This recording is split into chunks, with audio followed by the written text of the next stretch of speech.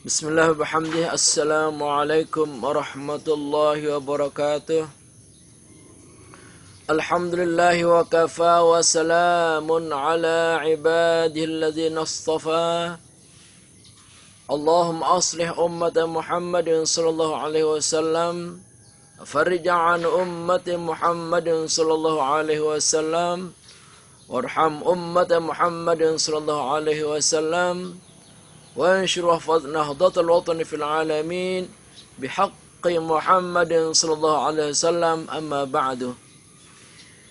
Para jamaah dan para pemirsa yang kami cintai dan kami hormati, alhamdulillah kita bersyukur kepada Allah Subhanahu wa taala, melalui channel kami ini kita dapat bersua dalam rangka membahas satu tema yang sangat penting, yaitu 10 pribadi Muslim.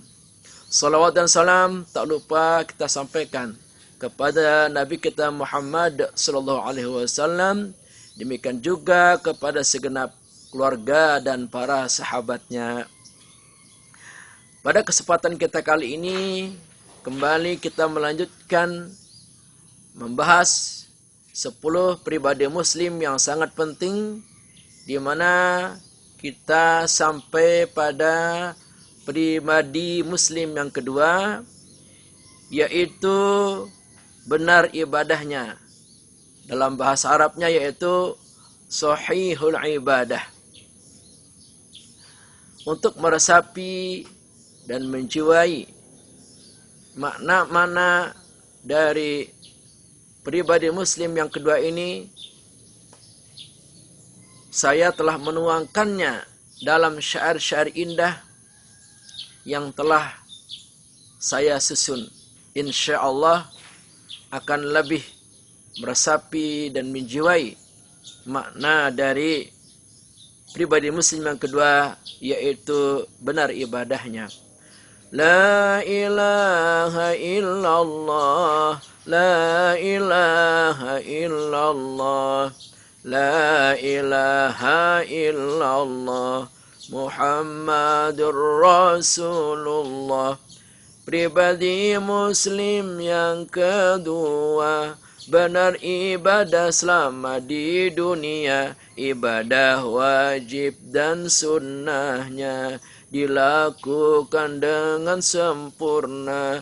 Tujuan pokok manusia tercipta untuk ibadah pada yang kuasa, bukan untuk berleha-leha, habiskan umur dengan sia-sia. Untuk mencapai ibadah sempurna, niat benar di dalam dada, semua karena Allah Ta'ala, bukan karena niat lainnya.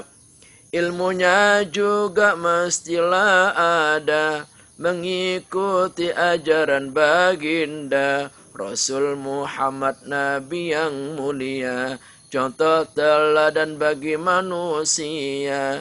Bila ibadah kita terlaksana, hati tenang dan bahagia, hidup nikmat sangat terasa, menyelimuti segenap jiwa.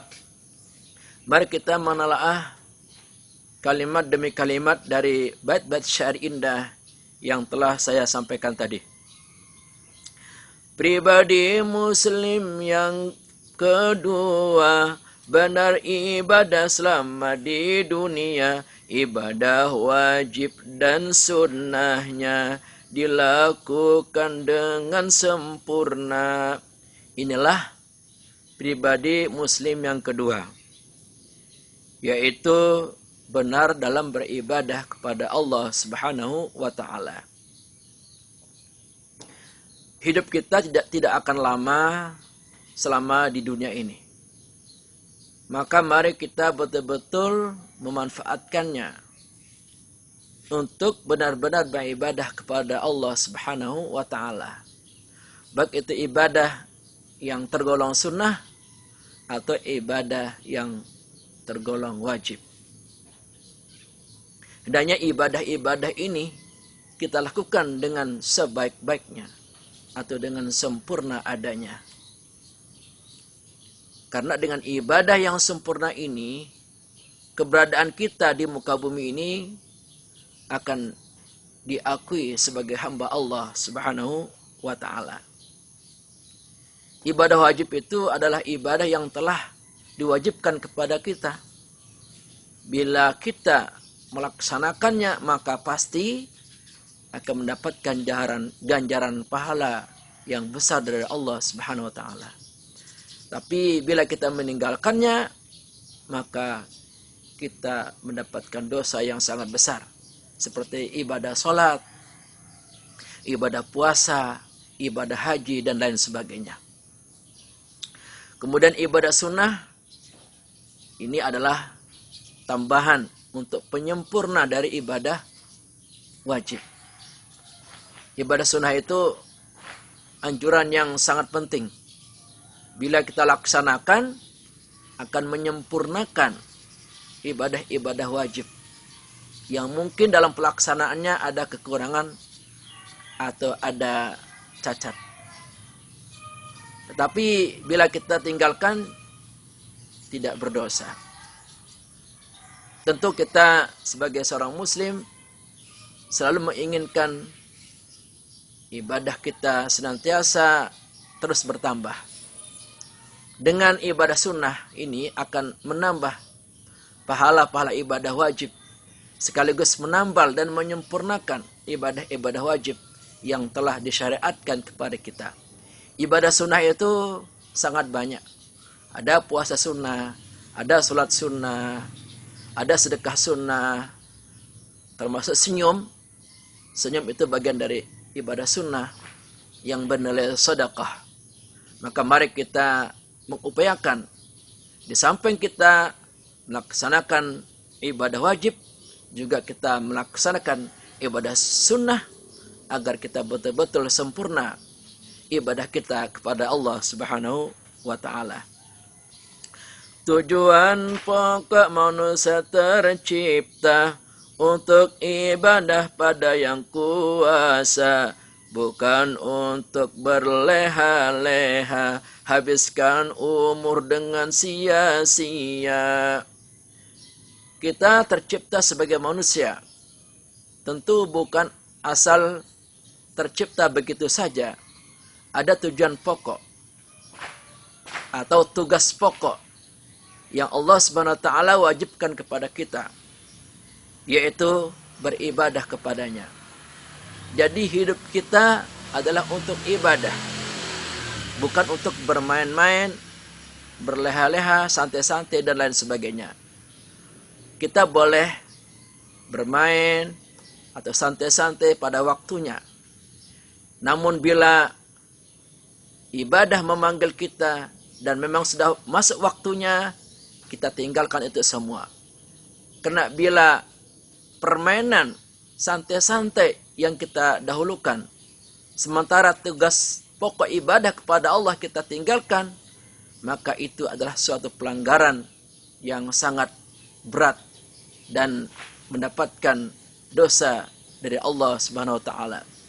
Contoh nyata, ketika ibadah salat memanggil kita, sang muadzin mengumandangkan azannya dengan suara yang sangat merdu. Hayya 'alas shalah. Mari semua umat Islam laksanakan salat. Dengan adanya instruksi muadzin tersebut, maka apapun kesibukan kita di dunia ini, hendaknya kita tinggalkan menuju ibadah salat yang telah diwajibkan kepada kita. Jangan sampai karena kita asyik dengan permainan di dunia ini, kita asyik ngobrol, nongkrong, main-main di dunia ini, menyebabkan kita lupa ibadah kepada Allah Subhanahu wa ta'ala. Karena tujuan pokok diciptakan kita sebagai manusia hanya satu, yaitu beribadah kepada Allah, sebagaimana yang disebutkan dalam surat Al-Dariyat ayat 56. A'udzu billahi minasyaitonir rajim. وَمَا خَلَقْتُ الْجِنَّ وَالْإِنسَ إِلَّا لِيَعْبُدُونَ. Aku tidak menciptakan bangsa jin dan manusia kecuali untuk beribadah kepadaku. Demikian firman Allah disebutkan kepada kita. Untuk mencapai ibadah sempurna, niat benar di dalam dada, semua karena Allah Ta'ala, bukan karena niat lainnya. Tentu ibadah yang kita laksanakan ini jangan sampai kita setengah-setengah. Jangan sampai kita asal-asalan. Hendaknya kita mencapai ibadah yang terbaik atau ibadah yang sempurna. Caranya pertama, niat kita betul-betul karena Allah Ta'ala. Kita tancapkan dalam dada kita atau dalam hati kita bahwa saya berniat ibadah semata-mata karena Allah Ta'ala untuk mencari ridhanya, bukan karena yang lain-lainnya.